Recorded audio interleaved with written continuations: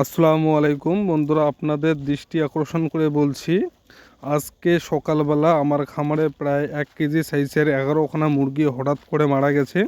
মারা যাওয়ার মেন কারণ ছিল ঘরটির চারিদিকে খোলা অবস্থায় ছিল, বা যে এর আগে প্লাস্টিক আমরা ব্যবহার করছি সেই প্লাস্টিক নষ্ট হয়ে যাওয়ার কারণে আমরা কেয়ার করি নেই।